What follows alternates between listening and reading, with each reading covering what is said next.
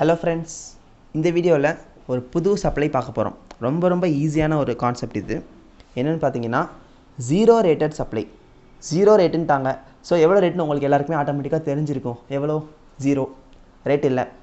Rate இல்லாத ஒரு supply. ஏன் ரேட் இல்லாமல் ஒரு சப்ளை பண்ணணும்? எந்த சப்ளைனாலும் ரேட் வரும்ல அப்படின்னு உங்களுக்கு நிறைய டவுட் வரலாம். முக்கியமாக இந்த ஜீரோ ரேட்டட் சப்ளைங்கிற ஒரு கான்செப்ட் கொண்டு வந்தது காரணமே, export the goods but not the taxes. குட்ஸை எக்ஸ்போர்ட் பண்ணு, டேக்ஸ் எதுக்கு எக்ஸ்போர்ட் பண்ணுற? வெளிநாட்டில் போகிறதுக்கு அவன் டேக்ஸ் கட்டிப்பான், நீ ஏன் கட்டுற? அந்த லாஜிக் தான் இங்கே வருது. ஒரு பொருளை எக்ஸ்போர்ட் பண்ணோன்னா அது நம்ம இந்தியாவுக்கு எவ்வளோ பெனிஃபிட்னு உங்கள் எல்லாருக்குமே தெரிஞ்சிருக்கணும். ஸோ இப்போ ஜென்ரலாக ஒரு பொருள் எக்ஸ்போர்ட் ஆகுதுன்னா நம்ம இந்தியன் எக்கானமி கூடுது. ஏன்னா நமக்கு வெளிநாட்டோட கரன்சி நமக்கு கிடைக்கிது. இந்த கேஸில் நம்மளோட கரன்சி வேல்யூ கூடுது. நிறைய அட்வான்டேஜஸ் இருக்குது எக்ஸ்போர்ட்டில். அந்த எக்ஸ்போர்ட் பெனிஃபிட்டை கூட்டுறதுக்காண்டி தான் டேக்ஸ் கிடையாது அப்படின்னு நம்ம ஜிஎஸ்டியில் சொல்லியிருக்காங்க. ஏன்னா எக்ஸ்போர்ட் பண்ணுறதுக்கும் டேக்ஸ் கட்டுறாங்கன்னா எல்லோரும் யோசிப்பாங்க, எக்ஸ்போர்ட் பண்ணாலும் ஒரே டேக்ஸ் தான், இங்கே விற்றாலும் ஒரே டேக்ஸ் தான், நான் ஏன் கஷ்டப்பட்டு இவ்வளோ செலவு பண்ணி வெளிநாட்டுக்கு அனுப்பணும், நான் இங்கேயே விற்றுட்டு போயிடுறேன்னு சொல்லி நினைக்கலாம். அந்த லாஜிக்காண்டி தான், அந்த ஒரு கான்செப்ட் வந்துடக்கூடாதுங்கிறதுக்காண்டி தான் கவர்மெண்ட் என்ன சொல்லிட்டாங்கன்னா, குட்ஸுக்கு எக்ஸ்போர்ட் ஆஃப் குட்ஸுக்கு என்ன குட்ஸை வேணால் நீ எக்ஸ்போர்ட் பண்ணு, உனக்கு ஜிஎஸ்டி கிடையாது அப்படின்ட்டாங்க. அந்த சப்ளைக்கு பேரும் வச்சுட்டாங்க ஜீரோ ரேட்டட் சப்ளை அப்படின்னு சொல்லிட்டாங்க. இதில் 2 டைப் இருக்குது. 2 டைப்பாக நம்ம ஜீரோ ரேட்டட் சப்ளை பண்ணலாம்.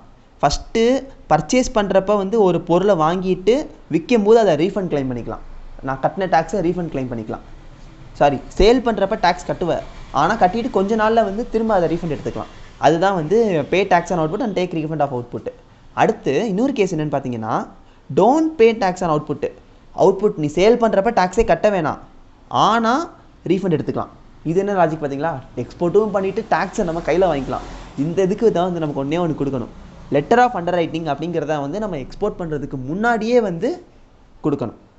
அப்படி கொடுத்துருந்தோன்னா சேல் பண்ணுறப்ப டேக்ஸ் கட்ட தேவையில்லை, ஆனால் ஐடிசி மட்டும் கிளைம் பண்ணிக்கலாம். டேக்ஸே கட்டாமல் ஐடிசி கிளைம் பண்ணிக்கலாம். இந்த மாதிரி ஒரு சப்ளை ஏன் வருதுன்னா, எக்ஸ்போர்ட் ப்ரொமோஷனுக்காண்டி தான். எக்ஸ்போர்ட் யாரும் பண்ண மாட்டாங்க, பண்ண வைக்கிறதுக்காண்டி இந்த மாதிரி டேக்ஸே கட்டாமல் ஐடிசியை மட்டும் கிளைம் பண்ணிக்கிற ஆப்ஷன் கொடுக்குறாங்க. இது ஒரே ஒரு எக்ஸப்ஷன் தான். ஜென்ரலாக ஐடிசி கட்டினா தான் வாங்க முடியுங்கிறத நமக்கு படிப்போம்.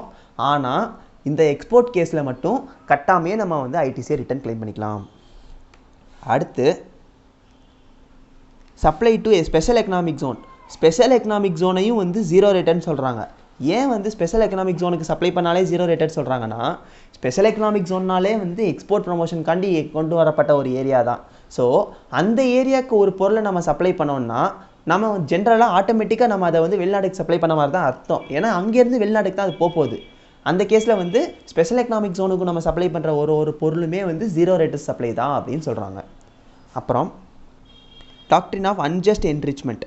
Benefit cannot be applied from 2 person.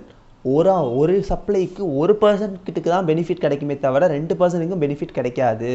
So ஒரு பொருளை பர்ச்சேஸ் பண்ணுறோன்னா பர்ச்சேஸ் பண்ணுறதுக்கு நம்ம டேக்ஸ் கட்டியிருப்போம். திரும்ப அந்த பர்ச்சேஸ் பண்ணுறதை எக்ஸ்போர்ட் பண்ணுறப்ப திரும்பவும் நம்ம சேல்ஸில் டேக்ஸ் கட்டுவோம். கட்டினா ரீஃபண்ட் எடுத்துக்கலாம், கட்டாமல் விட்டால் ஐடிசி கிளைம் பண்ணிக்கலாம், லெட்டர் ஆஃப் அண்டர்ரைட்டிங் கொடுக்கணும்.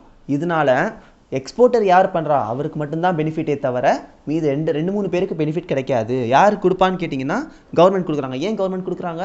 திரும்ப சேம் கேஸ், நம்ம இந்தியாவோட எக்கானமி இன்க்ரீஸ் பண்ணுறதுக்கு, எக்ஸ்போர்ட் இன்க்ரீஸ் பண்ணுறதுக்கு, கரன்சி வேல்யூ இன்க்ரீஸ் பண்ணுறதுக்கு எக்ஸ்போர்ட் ப்ரொமோஷன் பண்ணியே ஆகணும். அதுக்காண்டி தான் இந்த ரீஃபண்ட், இந்த பெனிஃபிட்ஸ் எல்லாம் நம்ம ஜீரோ ரேட்டட் சப்ளையில் கொடுக்குறாங்க. ஜீரோ ரேட்டட் சப்ளை ரொம்ப ஒரு இம்பார்ட்டண்ட்டான தியரி கொஸ்டின். நல்லா படிச்சுக்கோங்க.